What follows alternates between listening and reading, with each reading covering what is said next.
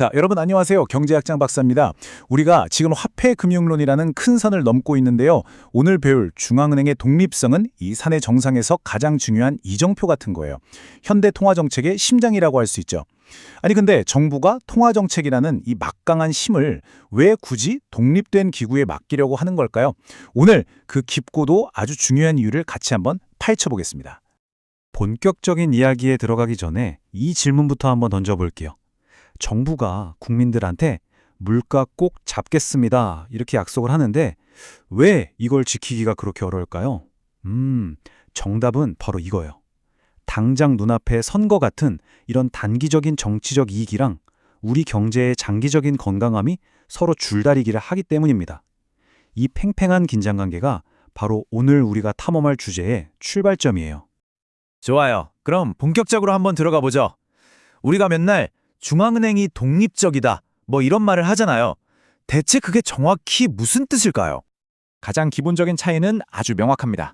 왼쪽에 종속적인 중앙은행, 이건 뭐랄까? 정부의 아바타 같은 거예요. 정부가 시키는 대로 통화정책을 펼치는 도구인 거죠. 반면에 오른쪽에 독립적인 중앙은행은 외부의 정치적 압력에서 자유롭게 오직 경제 원칙이라는 소신에 따라서 자율적으로 행동할 수 있는 힘을 가진 겁니다. 완전히 다르죠? 여기서 스탠리 피셔라는 아주 똑똑한 경제학자가 정말 중요한 구분을 제시합니다. 바로 목표 독립성과 수단 독립성인데요. 자, 목표 독립성은 중앙은행이 우리의 목표는 인플레이션 2% 달성이야 하고 목표까지 스스로 정하는 거예요. 완전 프리하죠? 반면에 수단 독립성은 정부처럼 민주적으로 선출된 기구가 자, 국민을 위해 올해 물가 목표는 2%로 갑시다. 이렇게 목표를 정해주면 중앙은행이 네, 목표는 알겠습니다. 그 목표를 달성하기 위해 금리를 올릴지 내릴지 그 방법은 저희 전문가들이 알아서 하겠습니다. 하는 거예요. 요즘 대부분의 선진국에서 말하는 독립성은 바로 이 수단 독립성을 의미합니다. 여기서 진짜 중요한 포인트가 있어요. 중앙은행의 독립성이라는 게 무슨 아무도 못 건드리는 무소불위의 권력을 의미하는 게 아니라는 겁니다. 오히려 그 반대예요. 민주적인 절차로 결정된 우리 사회 전체의 목표를 가장 효과적으로 달성하기 위해서 전문가 집단에게 자율성을 주는 거죠. 아주 세련되고 지혜로운 제도적 장치인 셈입니다. 자, 그렇다면 도대체 왜 굳이 이런 독립성이 필요한 걸까요? 가장 핵심적인 이유는요, 통화정책을 이 단기적인 정치 사이클의 압력으로부터 보호하기 위해서입니다. 경제학에서는 이걸 좀 어려운 말로 시간 비일관성 문제라고 불러요. 오늘의 핵심 키워드입니다.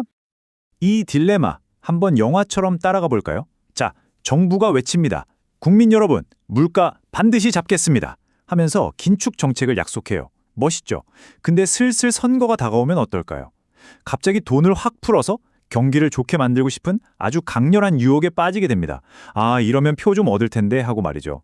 근데 우리 똑똑한 국민들이 이걸 모를 리가 없잖아요. 에이, 선거 앞두고 또 저러네 하면서 정부의 약속을 믿지 않는 거죠. 결과는 어떻게 될까요? 결국 일시적인 경기 부양 효과는 하나도 못 얻고 더 높은 인플레이션이라는 상처만 남게 되는 비극적인 결말을 맞게 됩니다. 바로 이 지점에서 독립된 중앙은행이 구원투수처럼 등판하는 겁니다. 정부가 통화정책이라는 아주 강력한 수단을 아예 독립된 기구에 넘겨버리는 거예요. 이건 무슨 뜻이냐면 보세요. 우리는 단기적인 유혹에 흔들리고 싶어도 그럴 수 있는 키가 없습니다. 라고 국민들에게 보여주는 거죠. 약속에 신뢰를 더하는 아주 강력한 장치가 되는 겁니다. 이게 바로 독립성이 존재하는 핵심 이유예요. 학자들도 이 신뢰성 문제를 해결하려고 여러 가지 재미있는 아이디어를 냈어요. 프리드먼 같은 분은 아예 복잡하게 생각 말고 통화량을 매년 딱 정해진 퍼센트만큼만 늘리자라고 했고, 로고프라는 분은 인플레이션이라면 아주 그냥 치를 떠는 사람, 그런 매파 중에 매파를 중앙은행 총재로 임명하자라고 했죠. 재밌죠?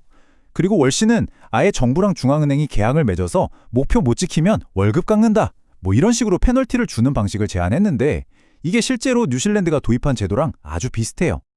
자, 그런데요, 중앙은행이 맞서 싸워야 할 압력이 정치권에서만 오는 게 아니에요. 최근에는 아주 변덕스러운 금융시장의 분위기로부터도 독립해야 한다는 새로운 주장이 아주 힘을 얻고 있습니다.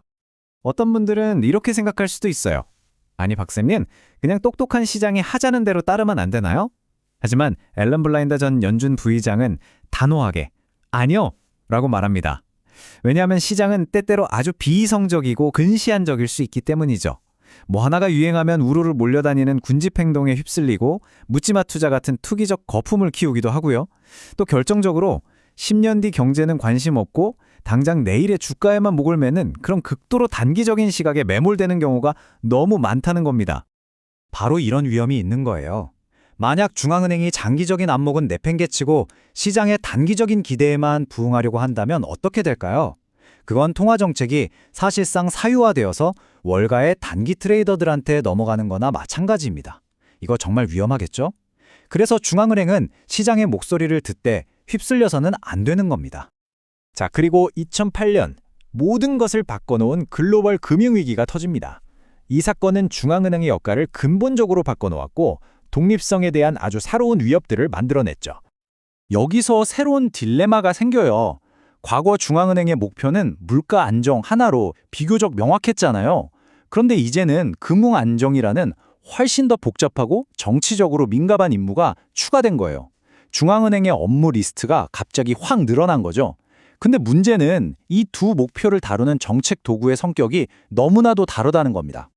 한번 보세요. 기준금리를 바꾸는 건 뭐랄까, 경제 전체에 비를 내리는 것처럼 넓고 간접적으로 영향을 주죠. 근데 특정 주택담보대출 비율을 규제하는 건 어때요?